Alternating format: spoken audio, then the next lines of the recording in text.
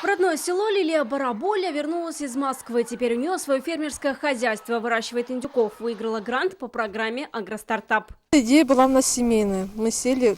Сперва мне сестра выиграла 1,5 миллиона гусей в том году, а в этом году я уже выиграла 1,5 миллиона индюков. Такие гранты от 2 до 4 миллионов в республике получили 103 фермера. В общей сложности Татарстан выделил им на свое дело более 300 миллионов рублей.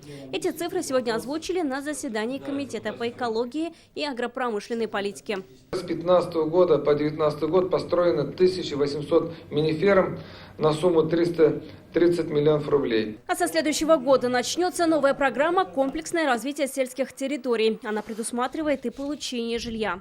Программы это по строительству жилья, программа улучшения социального облика села, это газификация, также водоснабжение, строительство дорог, освещение. Комплексное развитие – это будет продолжением завершившейся программы устойчивого развития сельских территорий. Раньше жилье могли получить только молодые специалисты. По новой схеме возрастных ограничений нет. Больше выделяется и денег из бюджета. К тому же вторую часть теперь оплачивает работодатель. Всего выделяется 1 триллион рублей. Это федеральный центр выделяет. В том числе субъекты будут участвовать. Соотношение 58% а также хозяйство из субъекта.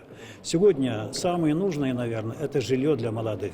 Жилье можно будет и выкупить через 5 лет после работы в сельском хозяйстве за 10% от стоимости дома или квартиры. После 10 лет за 1% дом может стать своим. Вероника Гайнудинова, Вадим Илларионов, ТНВ, Казань. Смотрите все новости дня, программы и фильмы в наилучшем качестве на YouTube-канале ТНВ. Подписывайтесь.